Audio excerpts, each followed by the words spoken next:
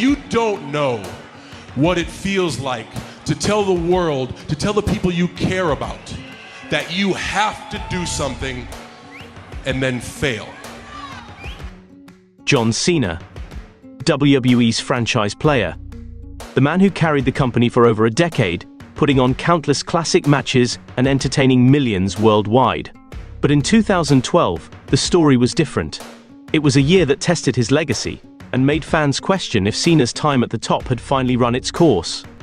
In 2011, John Cena was at the top of his game. WWE champion, fan favorite, and the undisputed face of the company. But 2012 would prove to be a tumultuous year for Cena, both in the ring and outside of it. 2012 kicked off with Cena locked in a bitter feud with The Rock, culminating in their once-in-a-lifetime match at WrestleMania 28. The build was massive, and fans expected an epic encounter. But when the bell rang, The Rock defeated Cena in what many saw as a shock victory. Cena, the man who had been carrying WWE for years, was left staring at the WrestleMania sign with his biggest rival having the last laugh. For Cena, losing to The Rock, especially after a year-long build-up, was a devastating blow. He had worked tirelessly to build the match, only to fall short when it mattered most. It was a humbling experience for a man who had never been known for taking losses on the grand stage. After WrestleMania, things didn't get any better. Cena quickly found himself embroiled in an awkward and forced feud with John Laurinaitis, WWE's Executive Vice President of Talent Relations. The build-up to their match at Over the Limit was filled with bizarre moments, from Cena having to face Laurinaitis' allies in the ring, to the people power shtick that did little to excite the WWE Universe. At Over the Limit, Cena defeated Laurinaitis, but the whole feud felt flat. It wasn't a main event level rivalry. It was a storyline that didn't seem to have the spark that fans had come to expect from Cena's biggest feuds. Then came Extreme Rules 2012, where Cena faced Brock Lesnar in a brutal, bloody match. This was supposed to be a showcase for Cena's resilience and strength. But instead, Cena was battered and beaten to the point of near humiliation.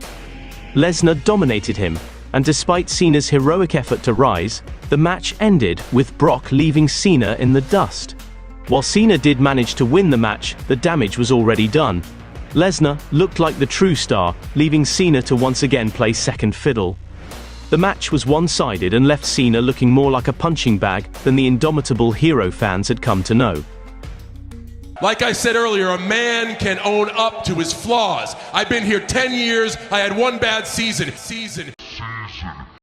As if his professional struggles weren't enough, Cena's personal life became a storyline in WWE. Cena's brief romance angle with Eve Torres in 2012 became one of the most uncomfortable and cringe-worthy storylines in recent memory. The angle saw Cena share a kiss with Eve betraying his close friend Zack Ryder, who had been put out of action by Cena's rival at the time, Kane. It showcased Cena as a terrible friend, further adding to his growing list of humiliations. With Cena's personal life being thrust into the spotlight, fans couldn't help but question WWE's decision to incorporate this angle into the mix. What was meant to add depth to Cena's character just left him looking more awkward and out of place. By mid-2012, Cena found himself once again locked in a rivalry with CM Punk. Cena had won the Money in the Bank briefcase that year, and he announced that he would be cashing it in on then-champion CM Punk on Raw 1000. On paper, this should have been a dream feud given the two's previous feud the year prior. A battle of two of the company's top stars, but something about the rivalry felt off, probably due to the over-looming presence of The Rock. Not to mention the great match Punk and Cena had on Raw 1000 was ruined by Big Show's interference, costing Cena a chance at the victory and the WWE Championship. The feud never reached the heights many fans had hoped for. Instead of elevating Cena, Punk took center stage after turning heel, and Cena's role felt secondary. While Punk's momentum soared, Cena was stuck in a cycle of defeats, awkward storylines, and lackluster rivalries. It became clear that 2012 wasn't going to be his year. I know what it's like to come out on the losing end. But, a good athlete, a good coach doesn't blame anybody. I didn't get it done today. Bottom line, I didn't get it done. I was close, and I was a lot closer. And I guess in that sort of category, you measure improvement not necessarily by getting your hand raised, but by better performance. But it's so much tougher than SummerSlam. I lost at SummerSlam. I won by disqualification tonight. That's tough. The year ended with Cena in another awkward situation. This time, tangled up in a feud with Dolph Ziggler and AJ Lee. Cena, once again, played the good guy, while Ziggler was positioned as the more charismatic and edgy heel. At TLC 2012, Cena once again lost, this time in a chaotic match that left many questioning his standing in WWE. Despite his immense popularity and dedication to the company, Cena's year ended on a low note. John Cena's year was underwhelming from start to finish. Cena faced Kane at that year's Royal Rumble event, and the match ended up receiving low ratings from wrestling journalists, as well as many fans across the internet.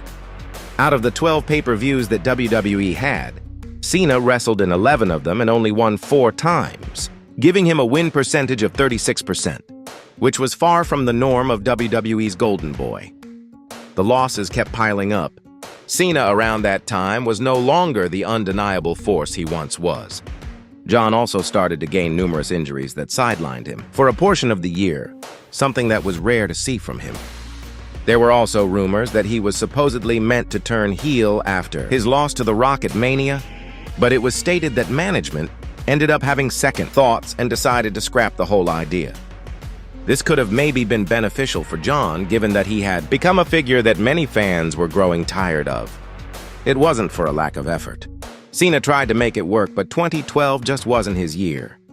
Whether it was bad booking, unfortunate timing, or a shift in WWE's direction, Cena's struggles in 2012 set the stage for a difficult journey ahead. Sometimes, even the greatest champions face years that aren't their own. But John Cena's resilience, his desire to keep fighting, and his unwavering work ethic kept him going. 2012 may have been an awful year for Cena, but as always, he would rise again. Yes, 2012 wasn't too good for me. I owned up to every single loss I had, stayed in the fight, and when all that was happening, I truly never gave up.